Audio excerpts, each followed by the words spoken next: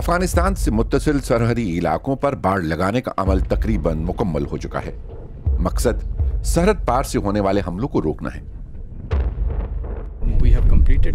यहाँ रुकावटें लगाने का काम 90% मुकम्मल हो चुका है।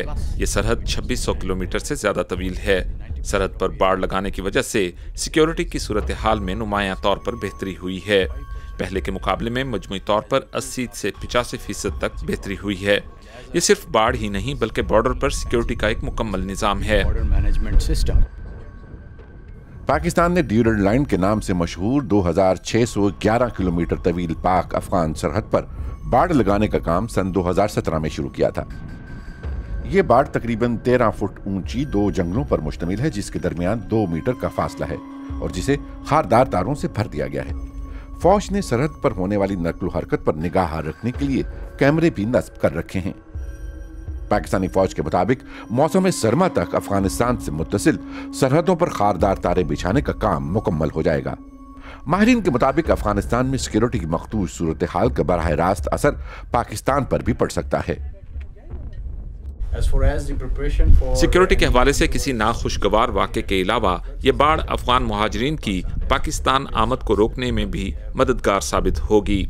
पहले ही पाकिस्तान में रजिस्टर्ड अफगान मुहाजिरीन की तादाद 3 मिलियन है और अगर गैर रजिस्टर्ड भी शामिल किए जाएं तो ये 5 मिलियन हो जाते हैं। ताहम ये हुकूमत पाकिस्तान का फैसला होगा कि मजीद मुहाजिरीन को पाकिस्तान आने की इजाज़त दी जाए या नहीं।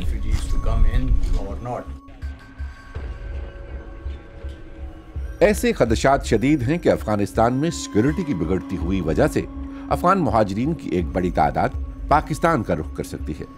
हुकूमत पाकिस्तान के मुताबिक इस हवाले से हिकमत अमली तैयार कर ली गई है और किसी भी हंगामी सूरत हाल से निपटने के मंसूबाजात ज़ेर बहस हैं। दूसरी तरफ तालिबान जंगजुओं का दावा है कि अब वो तकरीबन तमाम बड़े शहरों में दाखिल होने लग गए हैं। लड़ाई गलियों और सड़कों तक पहुंच गई है।